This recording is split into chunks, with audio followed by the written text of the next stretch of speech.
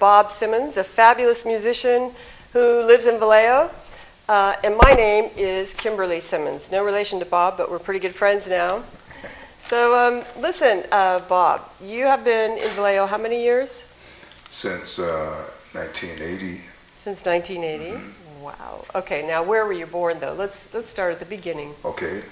I was born, and then I was raised to 1-year-old in Maui, because my dad was in the service, and he met my mom, and she had a big family, but they loved the servicemen because they could jitterbug, and they loved that. They loved to dance. So my mom and dad got together, and a year later, he had a job waiting for him in the post office in Yonkers, New York. And so he took us, we had to catch a train to meet him there in New York, and we settled in the projects in Yonkers.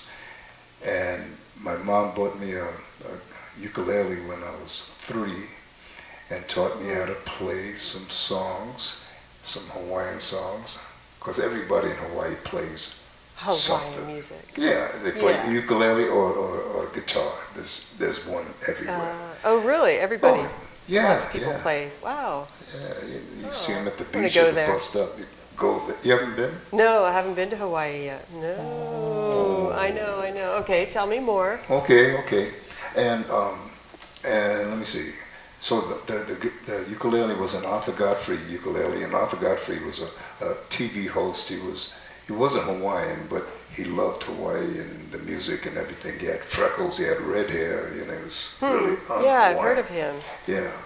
And so I had a little book that came with it and had the illustrations of where to put your fingers and the song with the words, and I actually could read that book at 3, because once my mom showed me how to strum and, the up and down and the basic ukulele.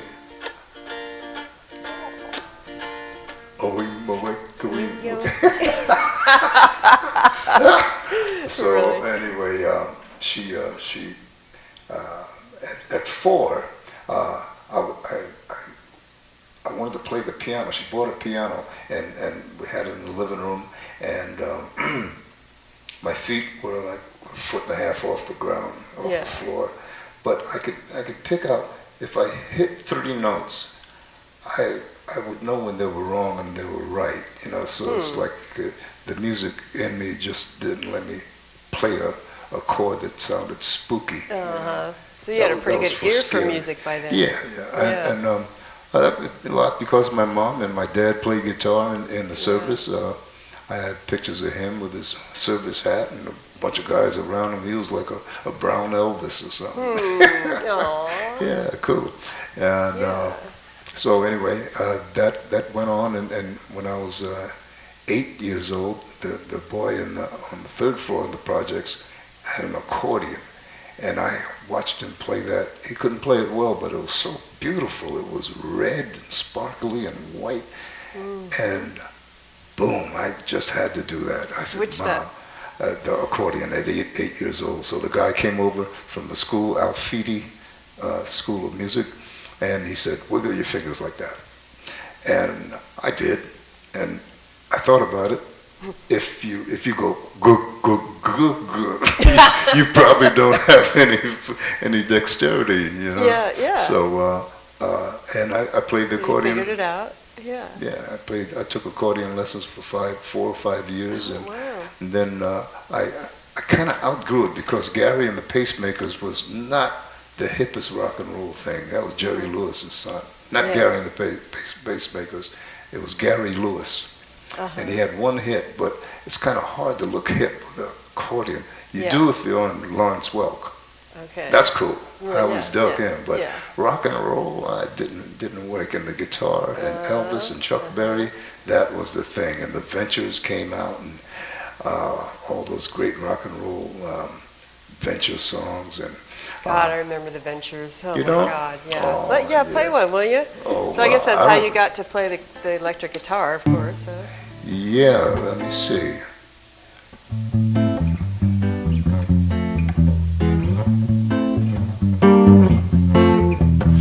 Remember that one? Yeah. And there was Apache and Wheels and all these great songs. So my first electric guitar was, I had a tape recorder, reel-to-reel tape recorder, and it laid down flat like that, and a little plastic mic. Had the speaker in the side. One speaker, stereo was, we had two ears, but we only always had one speaker. We didn't know what stereo was, you know. Oh, You yeah, want stereo, okay. you listen like that. So anyway, Mono. I had an old beat-up guitar that my friend gave me. I had to glue the back on it and put L braces on the back. And I took the mic and I used Scotch tape. I Scotch taped the mic and I put the tape recorder in record, and it came out the speaker. That was my first electric guitar. How about that? Yeah. You're an inventor. So anyway, well, then before, I forgot about this. Before I picked up the guitar, I got crazy about drums. I had a paper route downtown Yonkers, and I kept going past this pawn shop and this music store, and I saw drums, and I saw Cubby from Mickey Mouse Club, and Cubby and his whole family, all his brothers, they did a thing on TV. Let me get that buzz off. And Cubby was 4 years old. They put him in the center on a podium, and his brother and his brother and his brother and his father, and they all went and then passed the solo on, and then to Cubby, and Cubby just tore it up. I didn't think a 4-year-old kid could play drums like that. Oh, wow. I mean, just like Gene Krupa, just really intricate beats, foot pedal and everything. And from then on, I had to play drums, and I sold my accordion at the pawn shop, that expensive gold sparkle accordion, for a lousy old drum set. Yeah. And my parents never asked me to play for company anymore. But I played drums for a couple of years, and then I discovered the guitar. Mm-hmm. So. And when you first started doing guitar, then did you just pick up rock and roll immediately, or did you start out with R&B? How did you approach that? Or where were you at that time, I guess? Oh, okay. Who was that? Elvis was happening. Yeah. And my friend was into Elvis, so he showed me the three basic A, E, B.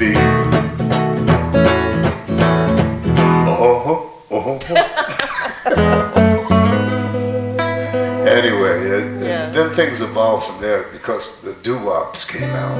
That was a good time to be a guitar player. Yeah. And took a walk and past your house late last night. All the shades were pulled and drawn way down tight. From within the dim light cast two silhouettes on the shade. And I could do oldies for a couple hours, without stopping. Yeah, we'll keep going. Do I another one. know. You don't remember me, but I remember you. 'Twas not too long ago. You broke my heart in two. Tears on my pillow. Pain in my heart caused by you. Whoa, whoa. Oh man, I'm reminiscing in my head right now. Really. Because we had a doo-wop group, and in the high school, we'd love to sing in the halls and in the bathrooms, because that was the best echo. Oh, yeah. And then lunch break or waiting for the bus, we'd always all the time gather around in a circle and do up to the boom, boom, boom, boom, boom. And where's Cliffy? He sings the bass. We need Cliffy. But I think about all these things, all these eras I've been able to go through it. I'm so grateful for it, because it all added to my music To repertoire. soul and everything, yeah. Yeah, but you know, the first song my mother taught me was Manuela Boy, and it's you know, I do Hawaiian music as well, so not a lot, but enough to keep me happy. Manuela Boy, my dear boy, you no more hila hila, no more 5 cents, no more house. Go ala pak here mo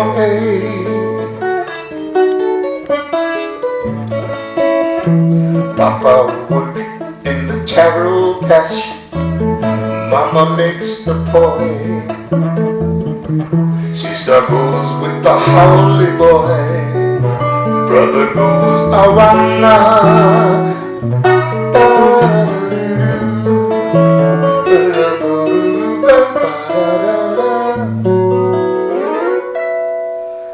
Aloha. So if I confusing anybody out there, I confuse myself because I grew up with both cultures. And when I was in New York, my friends called me Joe Flip because they knew I was half Filipino, half black. But most of them were black, so I was Joe Flip. When I got to Hawaii, at 18 years old to go to college, and at the University of Hawaii, I got on a radio station there with Zulu, who was, I don't know if you remember Zulu, he used to be the Jack Lord's flunky on Hawaii 5-0. All he got to say was, "Yes, boss."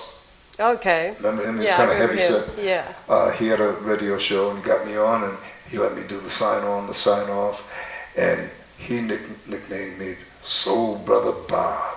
I'm finally a soul brother. I had to go to Hawaii. So that, you know, that doesn't confuse me.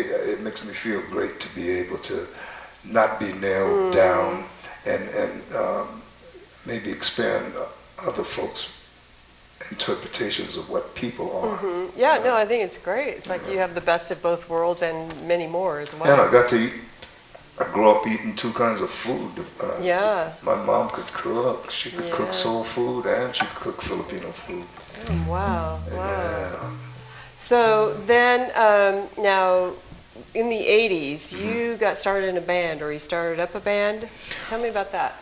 Oh, okay.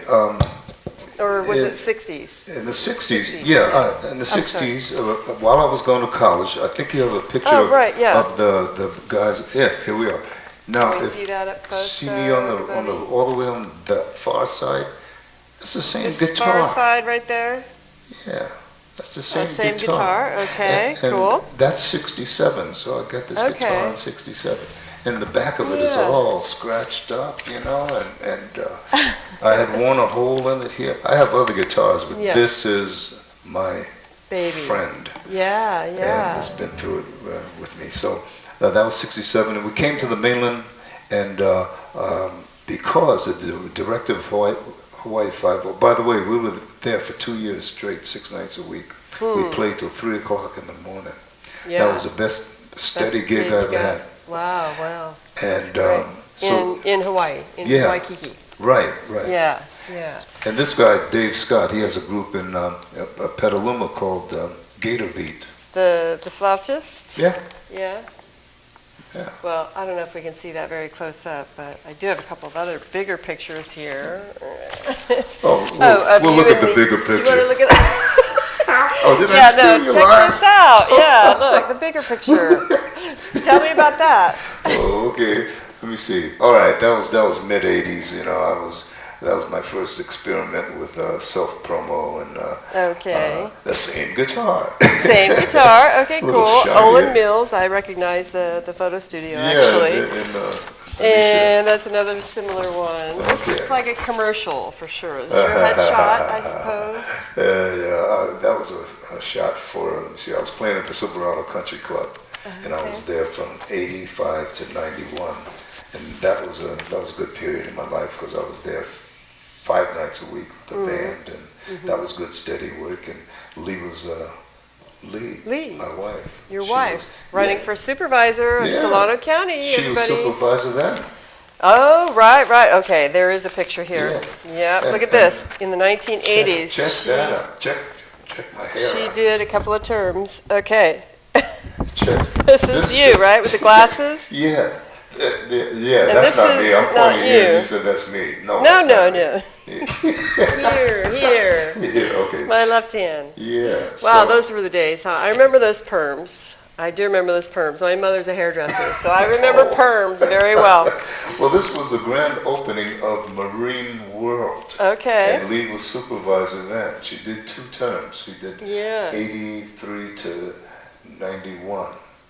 And then we have another set of pictures like this So- with another orangutan, which was much younger. This one was Ali. The next one was kind of Jolene, Terry Catola's wife's name. The next, I don't have a picture of Aline. No, yeah, we couldn't see Yeah, it, yeah. it'd be too small. But during that term, we Yeah. did our reception, wedding reception Okay. in '87 at Okay. Marine World, and everything was all built up.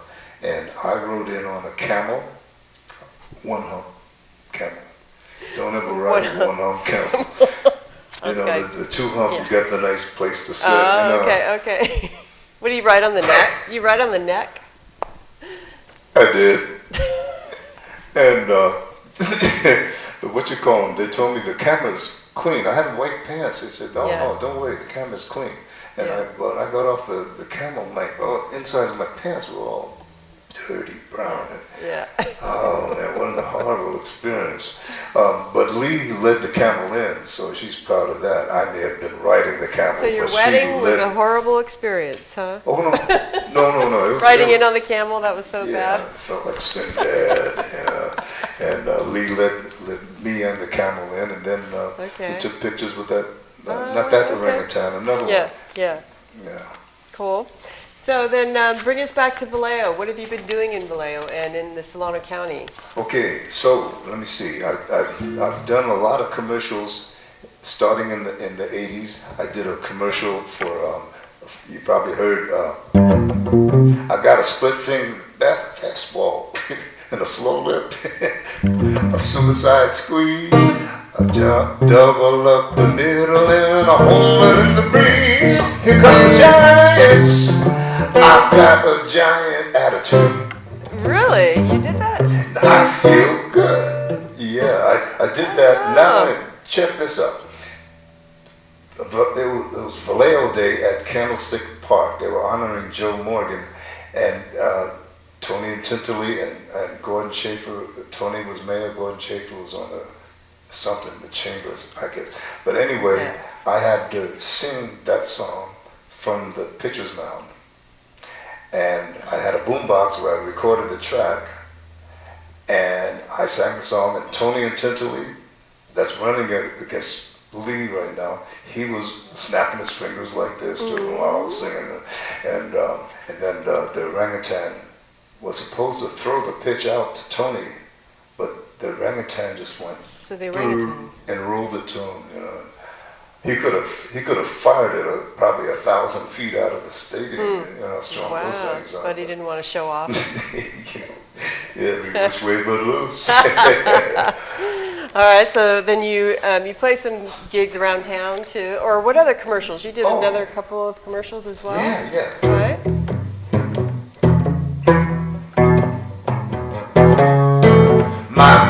My, see the button fly. Have you heard the news? I've got the blues, alright. Levi's 501 blues, shrink to fit, that's it, right to size. My personalized Levi's 501 blues, lucky fly, ain't I? My, Levi's 501 blues. Yeah, I like that. Come on, you did Yeah, that? I did that Wow, one. wow. Oh, check this one out. We're talking sweet, we're talking crunch, we're talking healthy, we're talking much. talking red, yellow, and green. We're talking flavor, a natural kind of thing. Talking putting your body in a real good mood. Washington apples, the original health food. Hey, oh my goodness, you're a regular jingle star. Yeah, and I told the producer, hey, put this sound in there, like biting an apple.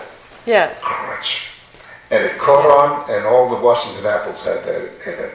Oh my that crunching God! sound. Wow! Yeah, they even went overboard with it. They went crunch, crunch, crunch, crunch. All right, good idea is a good idea. Yeah, exactly. But that's an idea of something. And all my commercials are on my website, which is www.bobsimmonsmusic.com. Did you hear that? www.bobsimmonsmusic.com, right? Yes. Okay. Now, why don't you take us out a little bit? We got a few more minutes. Tell me where you're working regularly on Friday nights, and then you wrote a song too about Vallejo, right? Yes, I did. So, yeah, first of all, tell me about the gigs you have regularly now as well, what's coming up, so we can tell our audience where they can see you. Okay. Every Friday, I'm in Napa, downtown Napa on Pearl Street, at a place called Bui, B-U-I, Bistro. And it's Vietnamese French cuisine. The people are wonderful. The food is magnificent. I can imagine. I'm trying to get you up there. Yeah. And I do a single. So I do everything from jazz, pop, rock, Hawaiian originals and requests, and I have a lot of fun up there. And then this coming May 20th, I'll be at the First Street Cafe in Benicia. You know what that is? That's on First and G, I think, upstairs. Okay. On the corner. Great. And then the Sardine Can, June 24th. Okay, June 24th at the Sardine Can, all day or what? It's 5 to 8. 5 to 8? Yeah, I'll have a quartet there. Okay. And at the First Street Cafe, I'll have Wayne Delacruz on keyboards, a magnificent keyboardist, and that's 2 to 5. Okay, very good. Do you want to give one plug for your wife, candidate, supervisor? Yeah. What's her website? Okay, Lee Stern Simmons, my wife. Her website is www.eletleestern.simmons.com. Okay. And she's on Facebook as well. You can look her name up under Lee Stern Simmons for the campaign page, and Lee S. Simmons for the friend page. Okay, great. We're going to have you take us out on your special song. Give us the title. You've been watching Arts in Action. I'm Kimberly Simmons. This is Bob Simmons. Thank you for joining us. Thank you, Kim. Georgia Street used to be a place where you could see everything from A to Z. Then it slowed way down to a quiet part of town, and all that there would be left were memories. They were swinging at the dance halls, sailors getting in a brawl, stopping there to greet a lady of the street. But Vallejo was the place to find a friendly face. How one street disappeared is a mystery to me. Georgia Street is still on my mind. Help me out. Take a walk, she's easy to find. As the years go by, my friends, the stories there will never end. She's right back in front of the line. Then there came a time when all that you could find was a lone brown jeweler's clock still ticking time. stores with painted windows saying everything must go, and the couches on the sidewalk seem to sigh. Georgia Street is still on my mind. Take a walk, she's easy to find. As the years go by, as the years go by, my friends, the stories there will never end. She's right back in front of the line. Stories from old times about how it used to be. Now she's touching the bay again to reach out to the sea. Georgia Street is still on my mind. Take a walk, she's easy to find. As the years go by, my friends, the stories that will never end. She's right back in front of the line. Thank you, everybody. Georgia Street's on my mind. Woo!